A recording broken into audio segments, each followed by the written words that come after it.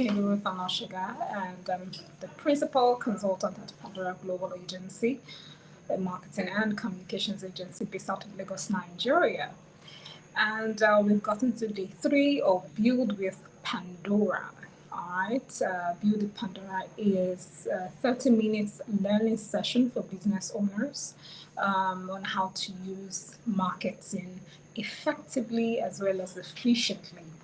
All right, so yesterday we touched on effective brand building tips for business owners, how to build awareness, stages in which you can build awareness. I also threw in a bit of some tips on how to do that for free and do that consistently over a period of time.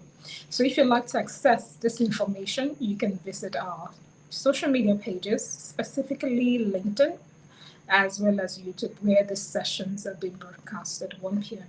every day. All right, so I'm just going to get into it without further ado. Today we're going to be addressing advertising, but specifically marketing inquiries from actual businesses that we receive, all right, and how we approach such bids. So you can actually learn 1 or 2 things from that, because I don't see a better way for this sort of learning sessions to be more efficient really than to dive into actual case studies that we've gone through. All right, so I'm going to give it a bit of a context here to guide you. We're going to be diving into lead generation, how to advertise, how to generate leads for businesses that are not legally allowed to advertise. Yes, such businesses actually exist. Such industries actually exist. Not all businesses are actually legally allowed to advertise for one reason or the other. So I have my notes here, and I'm going to be taking you through each of the phases, so different phases, to pretty much give you context as well as explain how you can actually go about it. So if you're a legal firm, I think this is a great video for you to watch and come back to with a notepad as well as a pad to improve your awareness, to generate leads, as well as to consistently build that pipeline of leads over a period of time. All right. So for context, let's say we are calling this legal firm for this market inquiry. Let's call the legal firm SHE, so She Legal Firm, right? And so She Legal Firm, the objective when they reached out to us was, number 1, they want to improve their overall brand awareness, all right? Number 2, they want to improve also their brand development. Maybe they had some brand development done earlier, but if they're not fans of that, given maybe the mindset of the managing partners have changed and they want a different approach to how they actually practice and how they actually want to attract the sort of clientele they want into their business. All right, and what we also received from this client was very specific. They want the cream of the crop, so they want premium clients, all right, across industries to actually come to them for their legal needs. And as I mentioned earlier, the legal profession falls under the category of businesses not allowed to advertise. I think this is actually global, so not just relegated to the Nigerian market, but to the global market as well. Okay. So in approaching this, one thing is very certain. We have to be, as marketers, we have to be very knowledgeable as to what the law says and how far we can actually go. So we do not, get them struck off. So we have to be very careful. So that would mean us actually studying some of the ethical codes of conduct for the legal firms and in what parameters they can actually advertise. So I actually listed here. Under the rules of professional conduct for legal practitioners 2007, law firms are not allowed to visibly market their propositions, as I mentioned earlier, so that's giving it a bit of a backing. All right, so and the brand is looking to, number 1, build top of mind awareness, thereby generating premium leads as well as achieving their marketing objectives, right? All right, how Pandora is looking to help them achieve this was pretty much, number 1, before we can actually say we want to assist any brand that either can legally advertise or cannot legally advertise, we have to understand what their business objectives are. Is very important for us, and that's because we like putting numbers behind it. It has to be quantifiable.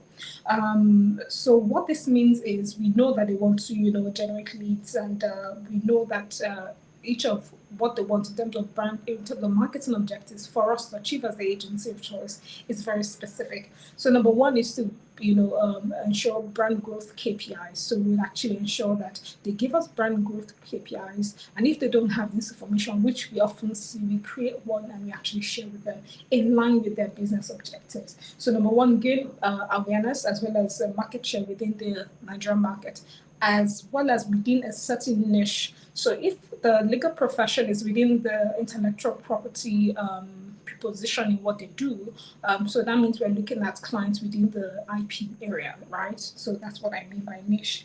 Also deliver growth against the following KPIs: the number of leads being generated on a monthly basis, as well as growth conversion channels. Again, all this is to establish the framework of how we're going to ensure we get them the leads. Okay, so lead acquisition strategy. Number one, for brands like this that cannot legally advertise, you want to ensure that you generate partnerships as well as collaborations. And this is very, very important. One law firm that we see doing this greatly and doing this effectively well is our partner law firm, which is Templars, right? So Templars what they've been able to do is ensure they generate, adequate partnerships within certain sectors, certain niche subsectors, as the case may be, within their firm. So if Templars, they say that they want to do more within the entertainment space, they are attending premieres, right? They're having IP sort of intellectual conversation with movie directors, with movie producers, calling them into a room and giving them this sort of advice. That's pretty much it. It starts from there. So collaborations in that sense, partnerships to also expand. So things like we advised on the partnership of Amazon coming into Nigeria, or Amazon Prime coming, things of that nature. And then just putting out such content builds awareness for the brand as well as what they have done within that particular client base. Another is leveraging digital as well as traditional channels to build customers' database. Similar to what I just mentioned, when you're having collaborative events like that, you want to ensure that you give room for the people that will be in attendance of the opportunity to fill in their details, because that is the mind, that is the goal that you're looking for, because you can always, remarket to these people over a period of time. Okay, so ensure that you cultivate the database. Once you cultivate their database, carefully segment the database as a result of why did they visit. So once the event, ensure that you are very specific on what the form should look like, right?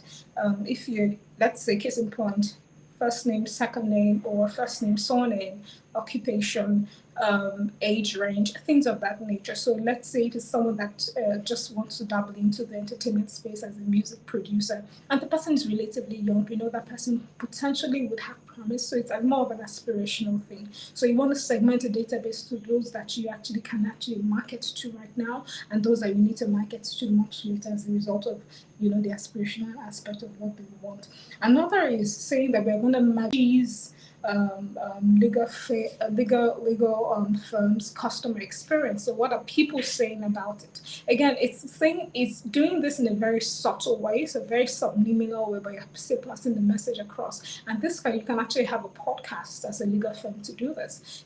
Just touch on topics such as, let's say, the situation of maybe FX in Nigeria, and as a legal firm or as a legal mind, how you're going to go about, elevating those things. Just topics that speak to the now, as well as what you've done in providing solution. Because again, people are all about values. If you've shown that you provided solutions in a great way towards the advantage of something, people would want to ensure that they want to look out for you when they need your services in that area. Another very underrated way to actually cultivate brand, top of mind awareness, one, as well as generate leads, is through personal branding, which is what we also call perception building.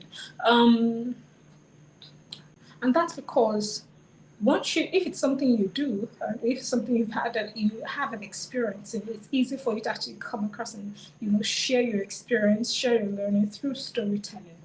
Yes, we're using that word again in this session. Storytelling, because there is nobody, if you did it, it's actually synonymous to you, meaning you did it in the way that you could do it through your experience. And if I'm literally in the same field, I have the same number of experience, I may have done it in a different way. So that's why a personal brand, it's a personal brand is a very unique proposition to experienced minds, and it's one I'll keep talking about. So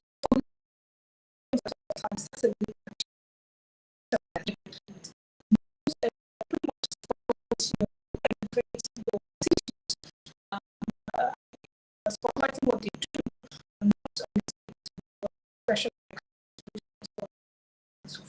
for what they do, how they speak about expertise actually shines because it's beneficial to you as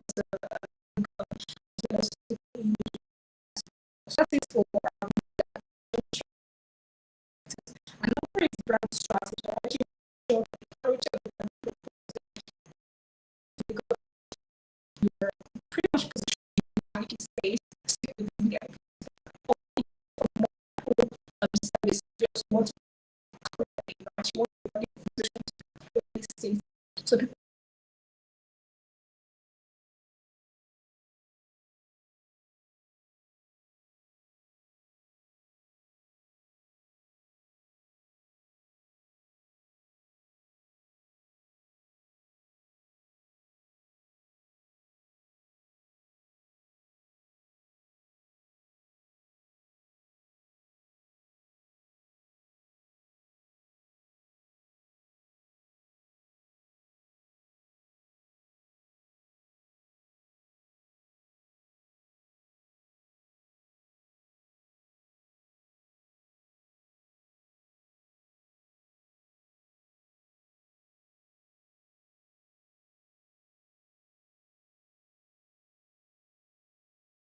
see that I'm back. Fantastic. So I was talking about clarity in terms of brand positioning for bigger firms as a way to pretty much clearly say what your value propositions are. So that way, those that actually need your services will come to you and be a part of that. So another is, again, like I mentioned, collaborations with industries that you want to be a part of.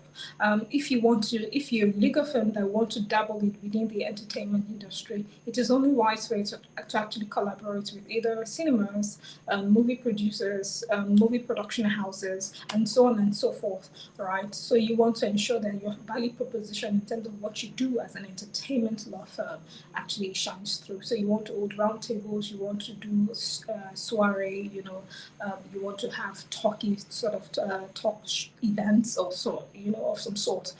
So things of that nature is very, very important. Another is building the digital asset. So you want to ensure that your website communicates what it should communicate in terms of your value proposition as a law firm. So when people are looking for you, they find you. And not just that, within search engines, you can also categorize your services under what you do. And this is something that quite a number of people don't know if you're not technical within the digital space. It's that you can actually categorize what you do. So a legal firm, right, falls on legal, right, or law. So once you go on, I'm going to go a bit technical, but once you go in Google Console, there's a way you can actually categorize where you fall under in terms of the services that you provide. Very, very important. So in terms of brand objective, you have to be very clear. So we started the business objectives and we're taking you through that. But now you have to be very, very clear. What are we doing over a period of time, right? Let's say 6 months. We want to, number one, say that we're creating a new brand identity or brand development for She, so SHE legal. So maybe their website design, maybe their logo redesign, or and also in development of marketing strategies to attract this clientele. Again, you cannot full on out do a digital marketing lead generation awareness campaign because it's not legally allowed for that to happen. All right. Most importantly, as I mentioned at the start of the build with Pandora, you have to be very, very specific in how you're going to do marketing right. One of it is actually identifying your customer segment. So who are the people you're talking to? As a legal firm that has very limited options in how to put the word out as to what they do, you have to be very clear as to who you're targeting. Are you targeting businesses that are coming into Nigeria or within Africa? if you have multiple offices, obviously across Africa. Are you targeting startups? Are you targeting entrepreneurs? Are you targeting individual clients? Are you targeting corporate clients? Are you targeting technology affiliated clients? You have to be very specific. Are you targeting entertainers? Or be very specific in terms of your customer classification. That's equally good. Or if you want to go bigger, maybe you're, aside from that, you do other things like energy, you do finance, law, you do, whatever other categories of law. You're going to target the big fish, so the corporate organization. So you're talking about oil and gas, FMCG, so fast moving consumer goods. You're talking about aviation. You're talking about energy. You're talking things of that nature. You want to be very specific, right? So that way your value proposition, starting from your reception, which is your website, communicates such offerings. And you also want to look at what your competitors are doing in terms of your competitors' analysis. Very important. What are they doing, right? What was the last marketing sort of efforts that they did? A lot that is going on right now with companies or brands that are not legally allowed to advertise is to have podcasts, right? You can't say they should not have podcasts if they are just simply talking about, how they're able to sector. For example, the thing with the offshore, the Shell offshore, rather off-stream purchase. Is it? Oh no. You understand what I'm trying to say? Within Nigeria, we had that Shell actually sold their on-stream or their off-stream, I'm not sure, assets. So it was a legal firm that actually advised on such closure, talking about things like that in your podcast community and sharing such information across your digital footprint gives you an edge, right? It definitely, because that way, in that particular, maybe that week or that month, they're talking about that global acquisition. So it's going to give you PR, literally free PR, once the right keywords are being used, once you actually leverage the accurate platforms and what your text-based content carries what it should, right? So it's very important that your competitors analysis is done. Now, in all that we've said, we've touched on the business objectives, which is very pivotal to actually successfully accomplishing any briefs for any client. Another we touched on is the objectives, so the marketing objectives that we're looking to attain. Another that we touched on was identifying your customer classification. So what classification of customers are you talking about? Another was the competitors analysis that we touched on. And now let's go to our go-to-market strategy. What's the approach that we're going to use for a law firm that wants to attract premium clients but are not legally allowed to advertise? Phase one, so you want to break it down in phases because this way it's easy for you to measure the impact and also you can see the impact over time. Okay, so let's say phase one is digital footprints, obviously, because again, it's a digital age. If the internet never existed, it's something that would revert back to the, the traditional method, but it does exist and it is one of the tools in which people would quickly search out your brand. So you want to ensure that's the first phase. So this is the action you're going to carry out is through your search engine optimization. Again, the categorization of the services you provide is very important. All right, across search engines, your search engine result page ranking, how good do you rank in comparison to your competitors? Because I'm very sure there are others that have done this before you. So how good do you rank? Do you need to start scaling up? Most likely that will be the case. So what's the plan for that? Number 3 is business listings. Are you listed? Do you have a Google My Business profile, which has changed now to just Google profile? So meaning, do you have a presence on Google, right? Via the maps and via the search features on Google. Are you a part of online directories? Can people find you? So I mentioned again in the second series of Build with Pandora, I mentioned a very efficient way to actually build awareness is actually to be a part of online directories internationally as well as locally. Because for law firms, most likely or most probably they would have clients that are looking to do business in Nigeria, and a good way to have like a great pedigree, right, is to ensure that you're part of an online directory, a global online directory. So when people search for you to find you, and where you can easily give your clients links to these platforms for them to rate your services. All right, that's very pivotal. Another is reviews. What are people saying about your brand? Are they excited to do? Are your clients, current clients, excited to work with you? Are they happy to be a part of your organization? Are they happy with the work that you've done? Online reviews are very critical. So this is all lumped into phase 1.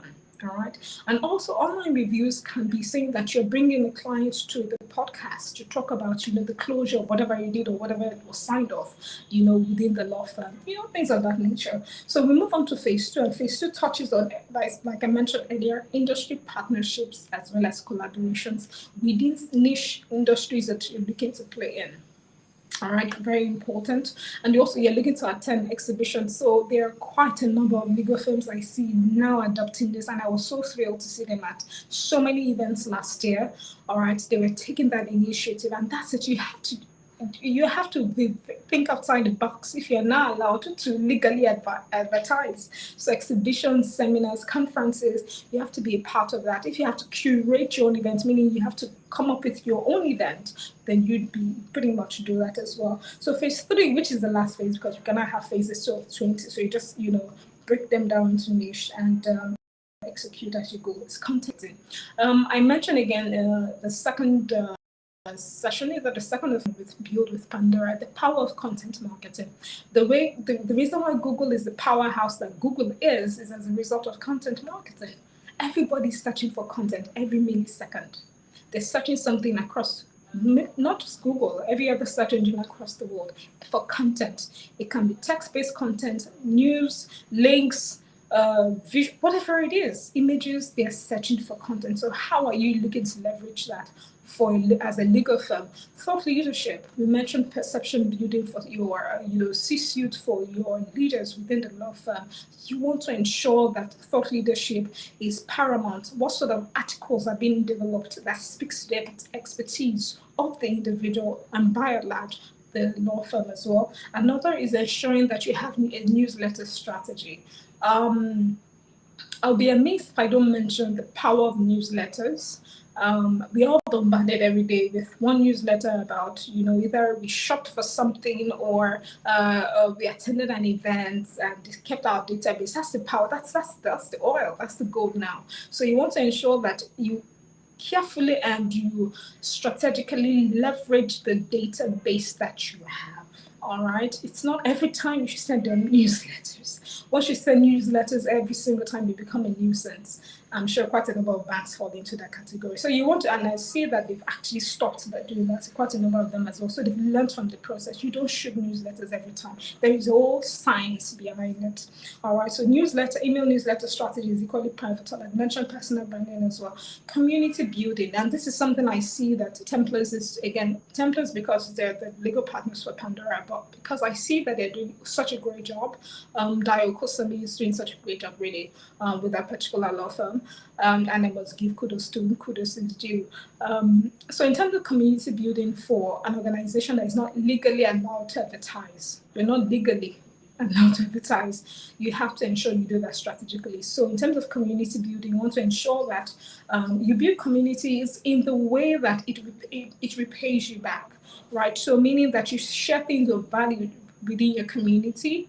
And one way that I see a lot of legal firms doing this is actually to open up internship programs as well and consistently engage with, the communities, with university communities, with alumni groups, things of that nature. Very, very pivotal towards the success of any brand. All right, obviously I'm not going to end this particular live without mentioning the measurement aspect of things, because that is our brand promise to all our clients, is the brand for it. It's pretty much, measuring every effort. How would she, legal, measure the effort so far? And so one thing, what measurable signs will show off the success of these strategies? Number one, the traffic. The website traffic would increase for the firm. What would that mean? It means that people that are searching, actively looking for a legal firm, will come across their site if they're doing it well.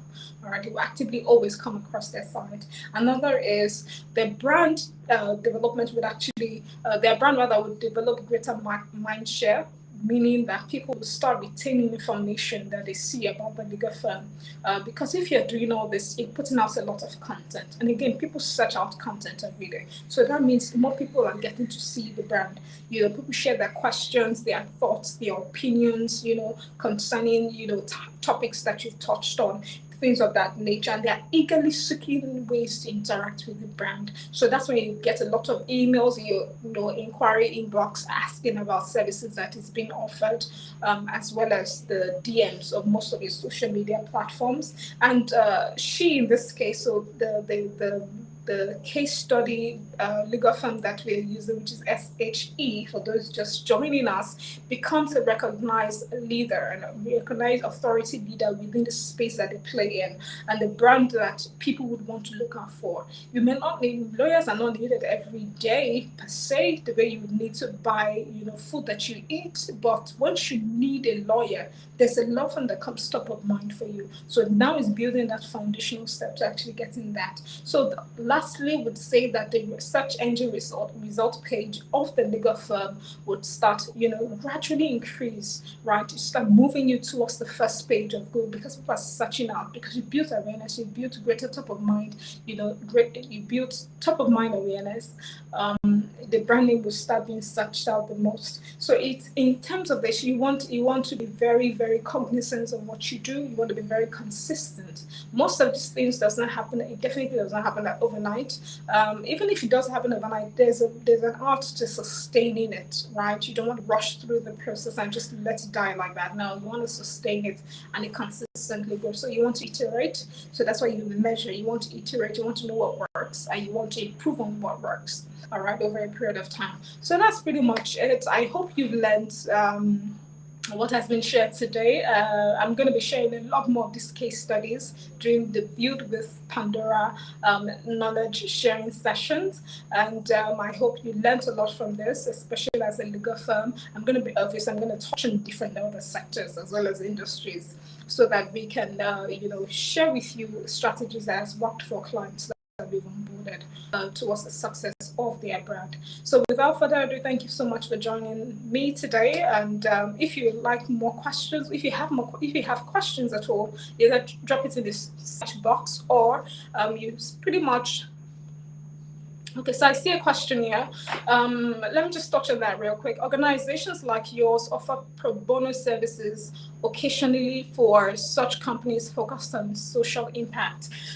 We currently actually have a client we do this for, and but this is one that we have to be extremely, extremely passionate about, and definitely is a part of our, core values as an organization.